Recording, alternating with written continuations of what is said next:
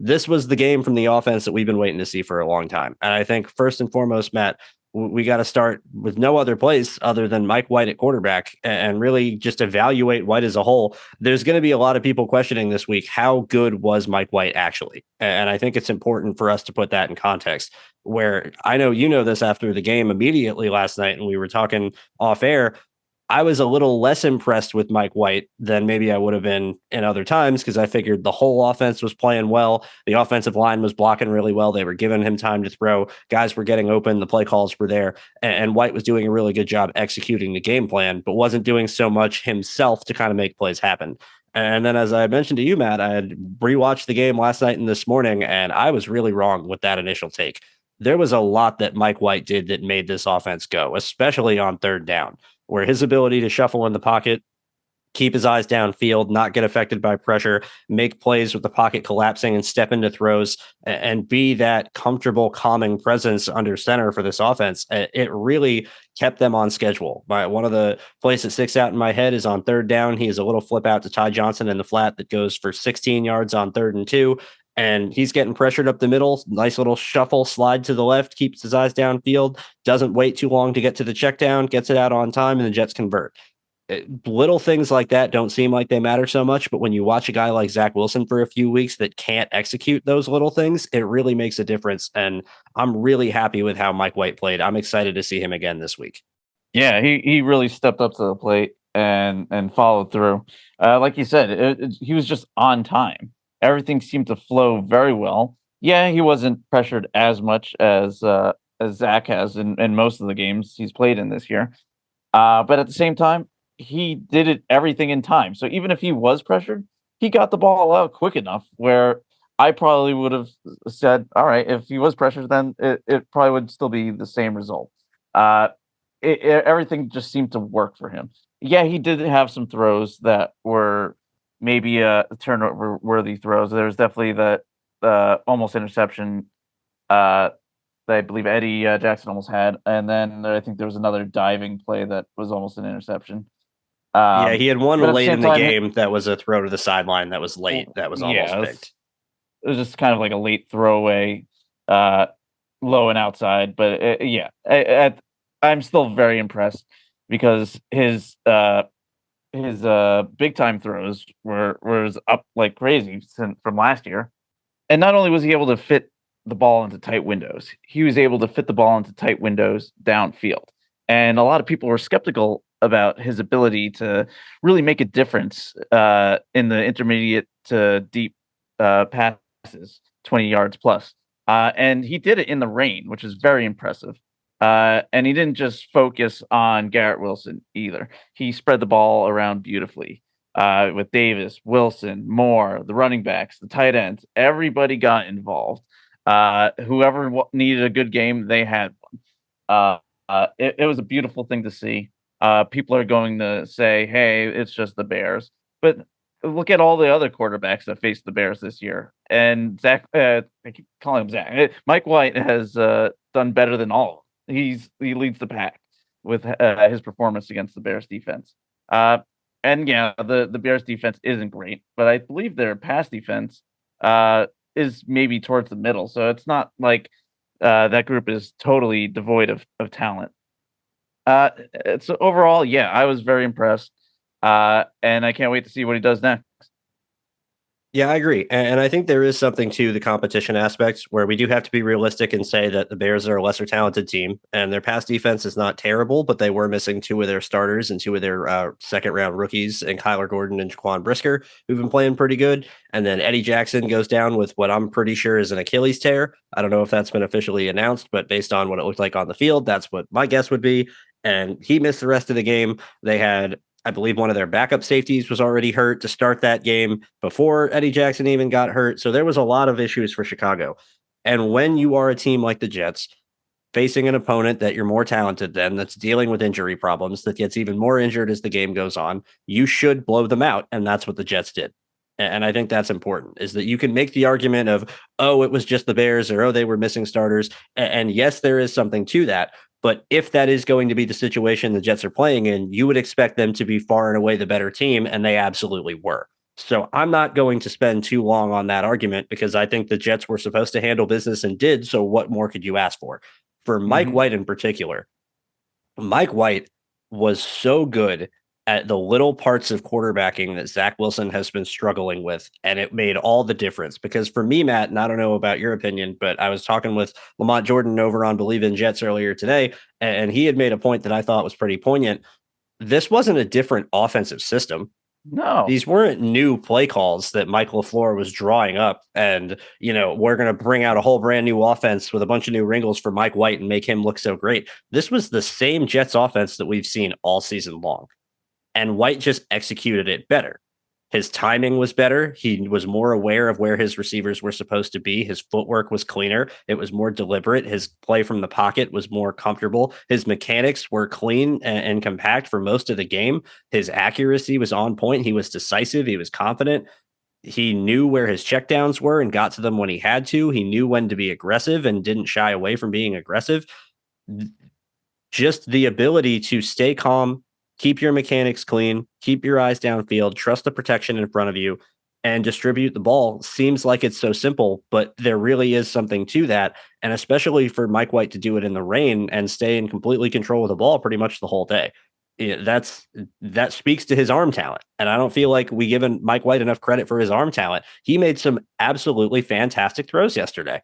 The 42-yard ball to Elijah Moore, where he catches it and breaks a tackle and runs up the sideline, is an absolute bullet between a cornerback and a safety on a dig route, where the safety's driving down from over top and the corner's in trail off Elijah Moore cutting inside. And right as Elijah Moore's breaking to the inside, Mike White throws the ball down the field, puts it on his chest. An absolutely perfect throw. You go to the first pass play of the game is the same slant flat concept that we've seen the Jets run. It's the same play that Zach Wilson threw a pick on in the preseason. And they run Carter out to the flat, and it takes a linebacker out in man coverage, and they send Garrett Wilson on the slant behind it over the middle, and Mike White drills that between two defenders and picks up a first down on 2nd and 4. There was a handful of opportunities in this game where he was making some very, very difficult passes that are not just throwing to an open check down or hitting some guy that's wide open over the middle. There was a lot more to it, and White was able to execute at a very high level. I'm I'm trying not to put too much on White himself and say, "Oh, everything is all because of him and everything is his fault and he's the only reason that they had this improvement," because I really don't think that's the case. I think that this was an improvement from a lot of different players and not simply just Mike White being in there making all the difference. But you can't ignore the fact that this team was playing harder than I've seen them play in a while, that this team was playing with a hell of a lot more energy and having a lot more fun than I've seen them have in a while, and that there was a different I don't want to say vibe, but different energy about this team and this offense when Mike White under center, where after that first drive, I feel like where they were able to march right down the field and score a touchdown, I felt like everyone in the building kind of knew we're going to be okay and we know what's about to happen. And it just took off from there. There's something to that. And I don't know if it's just Mike White or if it's the fact that it's not Zach Wilson anymore. But there's something to that. And Mike White deserves credit for how he played and keep it for the offensive performance that they were able to have. But when your offense puts up over 460 plus yards combined for the day, rushing and passing, it's a good day overall from everybody. Oh, absolutely. I'm gonna say it's the latter there, because it's not a coincidence that just about every single quarterback in this offense succeeds, except for Zach. And you got the Chris Sims of the world that are gonna be like, "Oh, it's the Bears defense," but at the same time, if you put Zach against another horrible defense, like let's say the Texans last year, he still only managed 140 something yards and only an interception and no touchdowns. So all right, you put him up against a bad defense, that's what happens. So it's not a guarantee that if you put Zach in this situation, that he does have the same game. I don't care who they're playing. It's just not a guarantee because at any moment Zach can Zach, and that ball starts sailing. That ball slips out of his hands, and any number of things that Zach has done over the years, the last 2 years, could have happened. So I think it's all about the offense. It's all about the talent that we have. And then Mike White is just the guy that can unlock it all. He is just the perfect combination of competent and talented to make this offense work the way it needs to work. And I don't see any reason why it can't grow and become even better because hey, Mike White's this is only his first start this year. And even though the team is loves Mike White, it's not like he's had that much time with the team to really get used to everybody with first team snaps.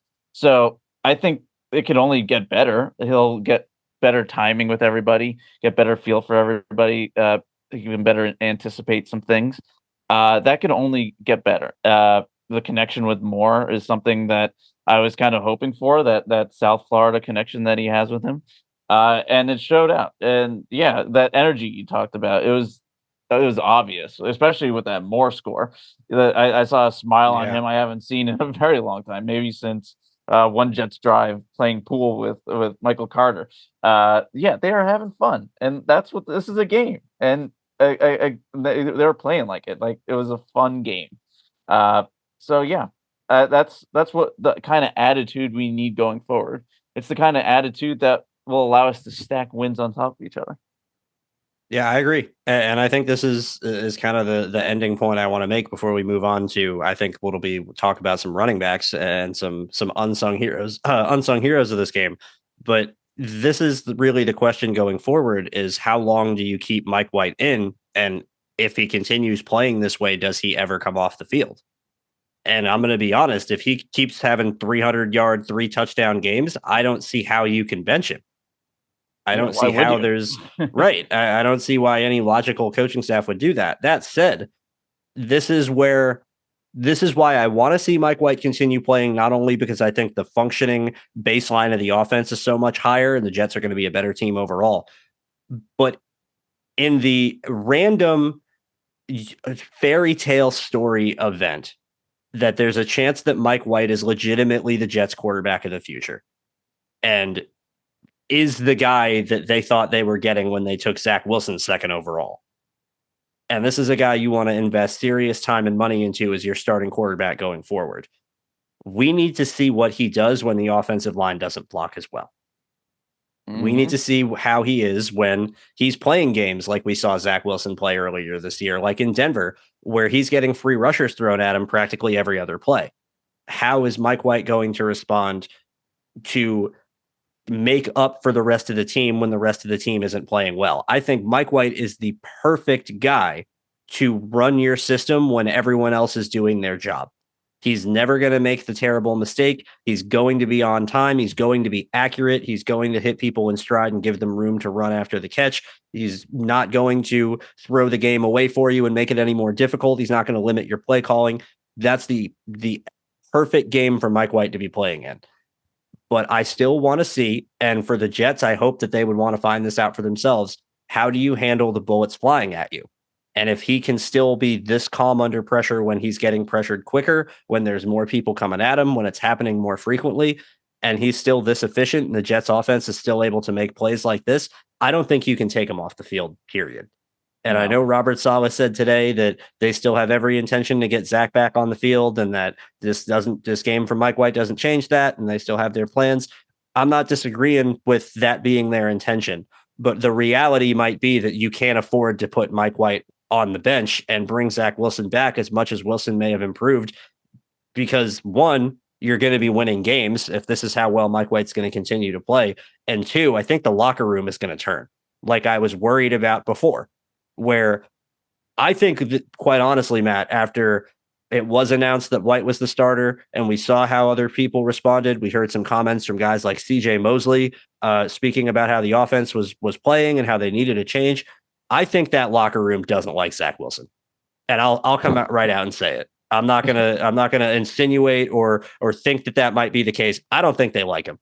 I don't. It was Lamar Jackson's comments too. Right. And, there's been a bunch of creaks or leaks coming out that make it seem like he's not the most well-liked person on that team. And I don't think it has anything to do, quite honestly, more so with Zach's personality as it does his play on the field. I think the rest of the team knew he was holding them back. And the rest of the team knew that he's getting regarded as this hard worker and leader and everything else off the field. And they're all putting in hard work too, and they're doing their jobs, and he's not. And they have this guy in Mike White behind him that's probably in practice doing his job. That's there on the meetings and paying attention and handling his business.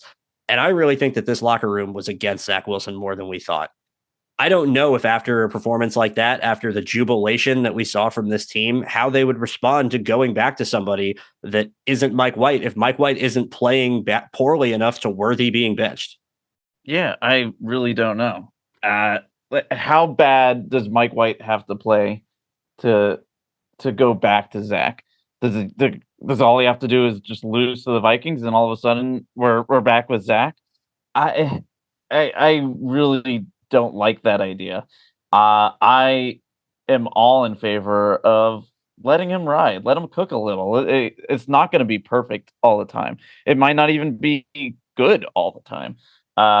If I go back to the Bills game last year, there were definitely two factors to his failure in that game. One was the pressure that the Bills were putting on him.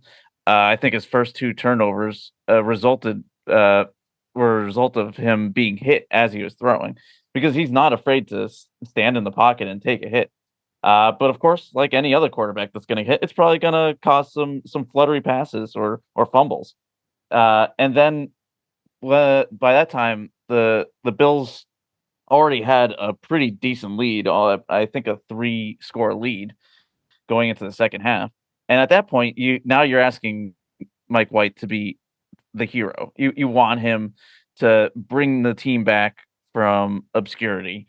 And I don't know if he's built for that. I don't know if our offense is really built for that, as it's kind of schemed up now with the dinks and dunks. It's made for playing in stride. It's made for being efficient and getting a lead with efficiency.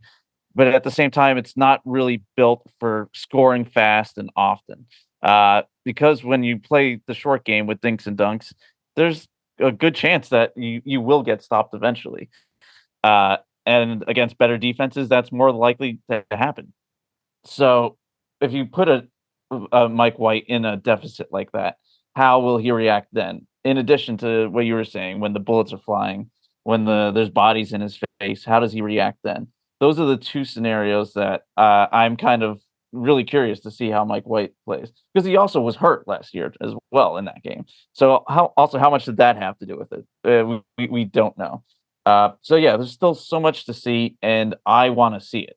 I don't want to go into the offseason with this question hanging over our heads. What if we just stayed with Mike White?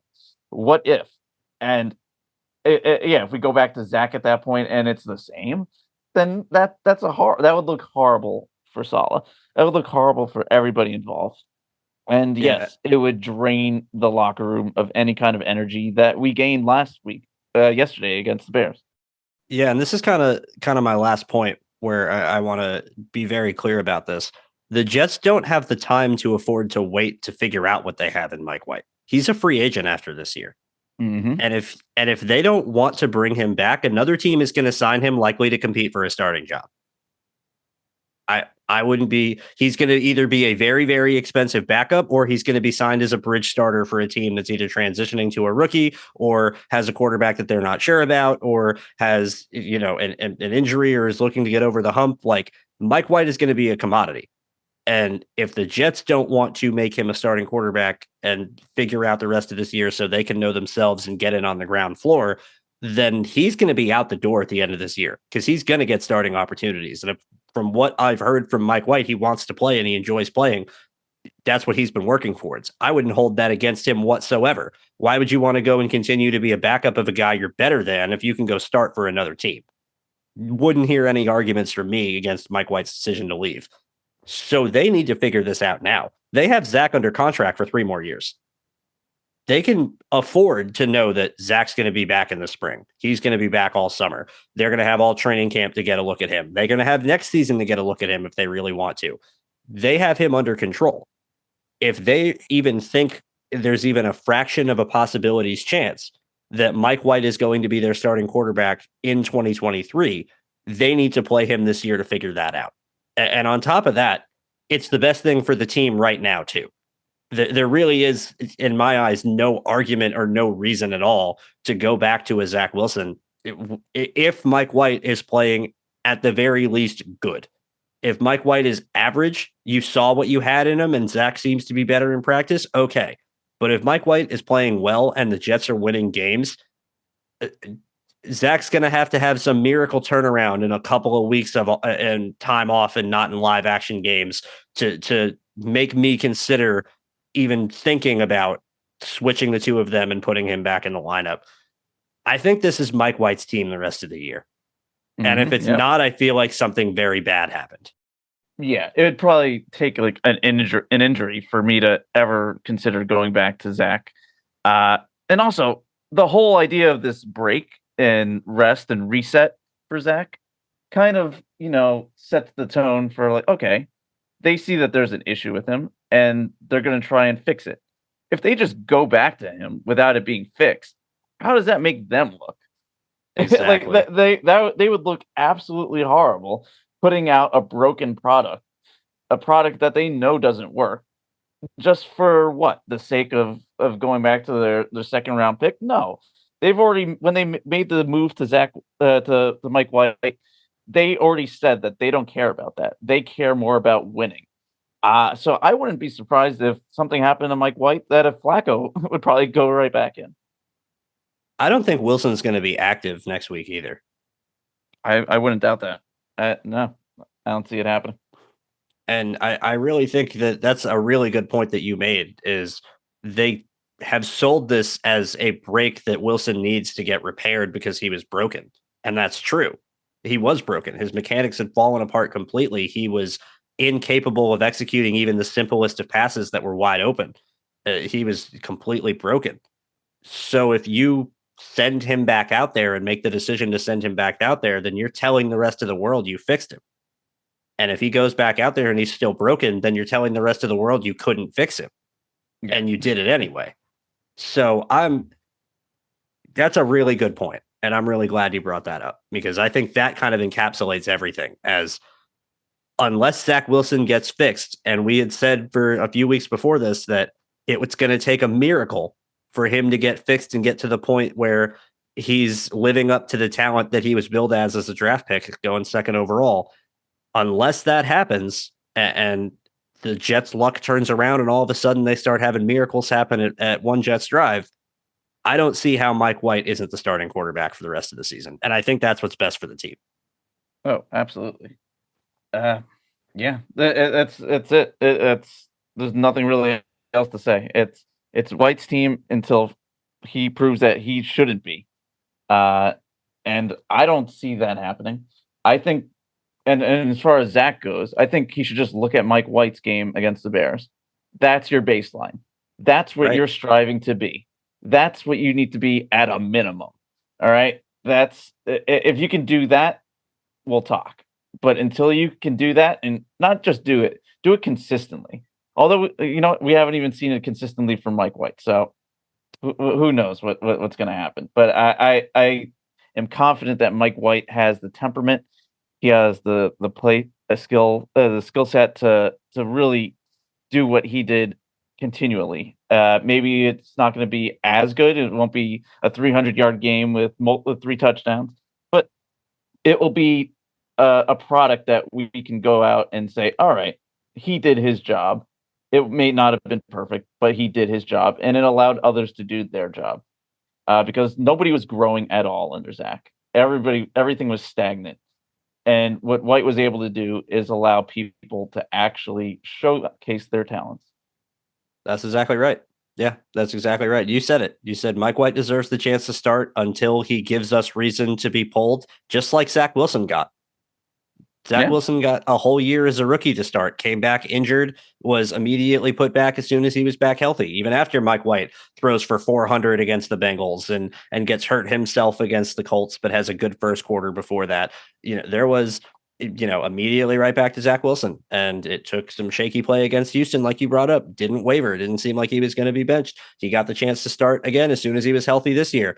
and got multiple weeks of opportunities of play of below average play that didn't cost them any losses that he got to skate by and continue. It's not like they didn't give Zach a fair shot either. And it's not like it wasn't to the point like we talked about last week, Matt. It was so bad they didn't have any other choice. If Mike White plays that poorly, then yeah, play Zach Wilson again, because it would be no different than if Zach Wilson was playing that poorly like he was. It was an inexcusable level of quarterback play that is not up to the standards of a professional football team and should not be a acceptable outcome for any team in the league. And if that's the sort of offense and sort of play that Mike White is putting out over the next couple of weeks, and this was just a flash in the pan against a bad defense, then hopefully Zach Wilson improved. But if not, I don't see any reason to make a change. And I really think it's that simple.